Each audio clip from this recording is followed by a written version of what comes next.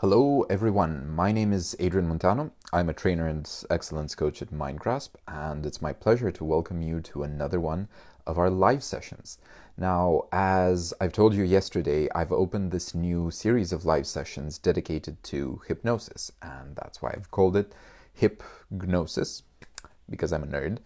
And what I plan to do, my purpose is to dispel some of the main misconceptions that people have about hypnosis, how it really works, to demonstrate and explain how it really works and what its benefits really are. Because as we will discover over the following sessions, you will see that I believe it's actually a crucial element to steering your path throughout the world, throughout the complexities of contemporary society, and especially as the global society becomes more and more volatile and as the rhythm of change accelerates at an increasing pace.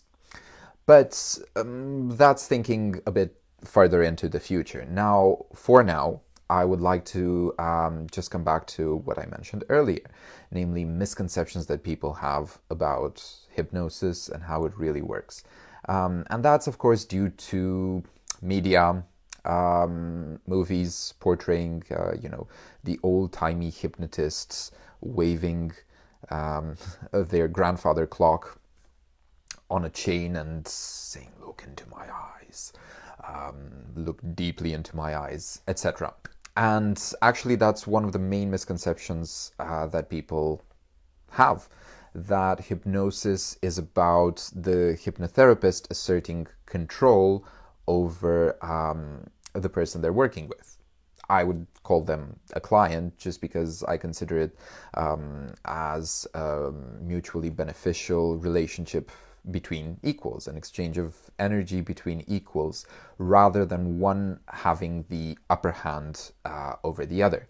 So, for instance, I wouldn't use the term patient because, well, first of all, I'm not a medical doctor.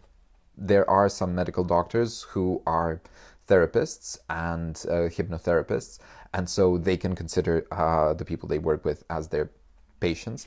But there's also another reason why I choose not to use that specific word, as etymologically in Latin, the word patient, patiens, means the person who suffers, the person who undergoes whatever process, and hence doesn't have any power over the process.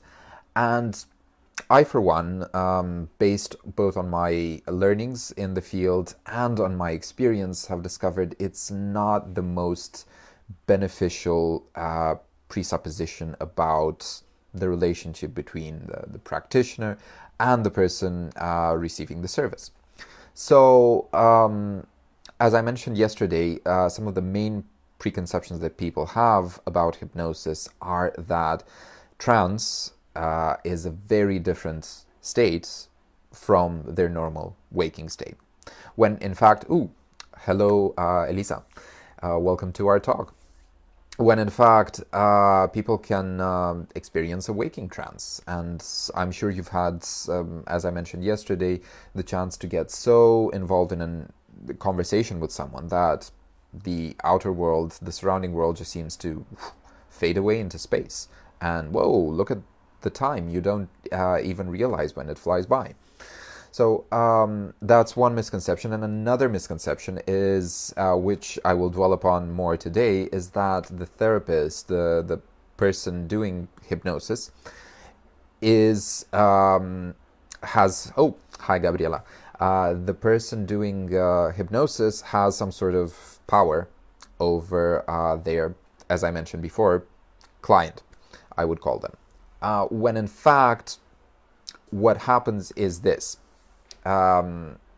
People, as I mentioned, trance is a very common state. And so the process of going into trance is actually showing the client how to go into trance themselves. This is something Milton Erickson, the founder of modern hypnotherapy, underlined again and again and again. And that makes the process truly empowering. And the reason we do it as such is because, and people aren't aware of this, they fear that if they allow themselves to go into trance, to follow the instructions of the therapist, they would, in one way or another, lose control. But they are in trance, in some form or another of trance all the time, and they don't realize that they're not exerting control over their state at the given time. Hello, Ilona. So what the hypnotic process actually does is it offers the clients the experience. Oh, and it started raining outside. It offers the client the full experience of what it actually means to take control over their perception and take control over the suggestions that they're giving to their own unconscious mind. Because, you see, we like to think, because our conscious mind, our conscious rational thinking is so present all the time. We like to think that's all there is to life, that's all we are, and that's what's running, what's steering the boat, steering the ship, or if you prefer, the bus. But in fact, the main purpose of the conscious mind is just to give the unconscious mind instructions as to where you want to go. And it's the unconscious mind that gets you there through all of your behaviors, through all the resources of your emotions, set into giving you the energy to take action and move towards your goals, towards whatever it is that you want. And so going into trance deliberately restores you and gives you the experience of how to actually do that. And actually, my purpose as working with clients with hypnosis and in best trance ever, yes indeed, the sound of the rain. So my purpose working with clients and teaching hypnosis as well is to restore to them the ability and the experience of giving commands to their unconscious mind deliberately. We get results in life and we might ask ourselves, how on earth did this happen? How did I get here? And the reason for that is that we aren't aware of what exactly we're telling our own unconscious minds. And when we get it, we're surprised as though somebody else made it happen. But the agency is within.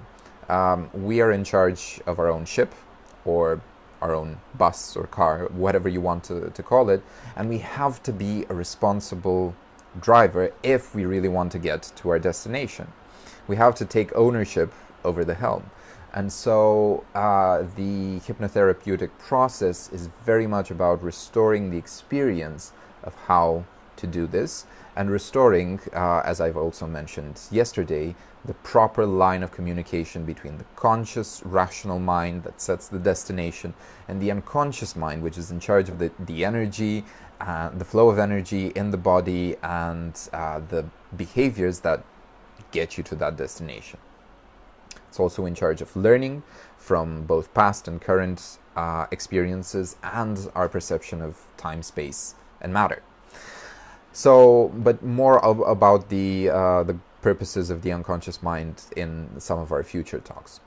So, if there is one key takeaway that I'd like you to recall to keep in mind from today, is that you and each and every one of us, each and every one of you, are responsible for running the whole psychosomatic edifice, which is your mind-body continuum. And you're in charge, and you have the capacity to give instructions to your unconscious mind as to where exactly you want to go, as long as you're specific enough. See, for instance, at the beginning of this year, I set quite a few goals for myself, as I've been doing for pretty much every year for the past 5 years. And one of the goals that I set wasn't really that well formed. I'll admit that. It was more of an intention than a goal, because I wanted to connect more with nature this year. And so I asked my unconscious mind, okay, connect more with nature.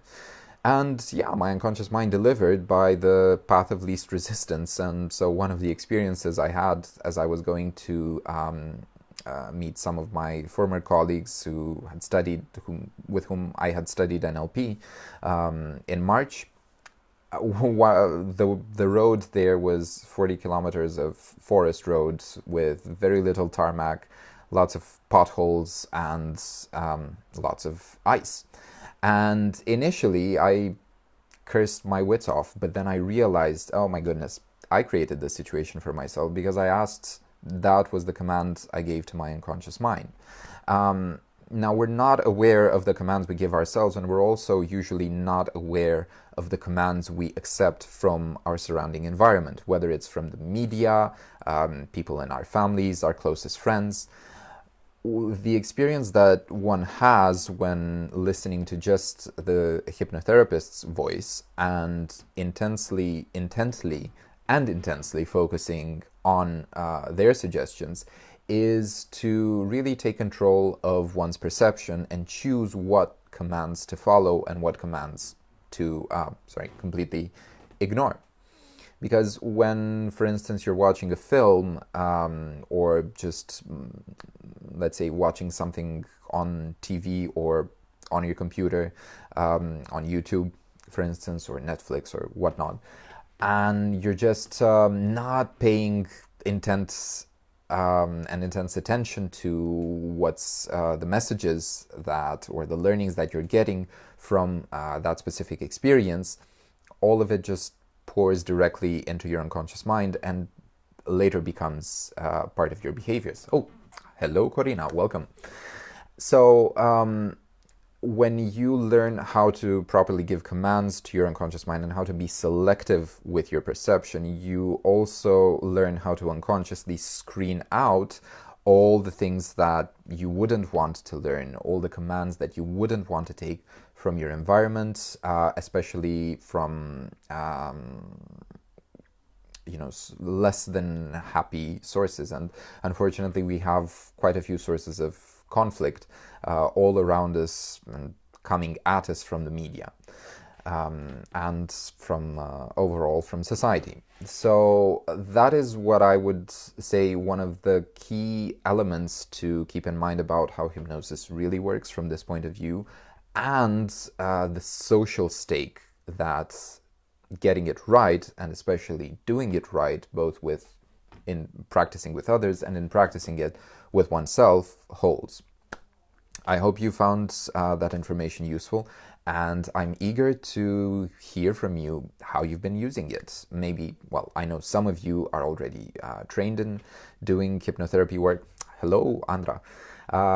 And some of you have already gotten brilliant results with both your clients or with yourselves. So do share with the class, and if you've encountered particular challenges, share that as well. And I'm sure the community will be glad to chip in with suggestions and get it right. So it was my pleasure having you today, as always. Until next time, talking more and delving deeper and deeper and deeper inside to understand the real functioning of hypnotherapy, hypnosis, and trance. I am yours truly, Adrian Montano, trainer and excellence coach at Mindgrasp. Have a brilliant afternoon and see you in excellent health. Bye.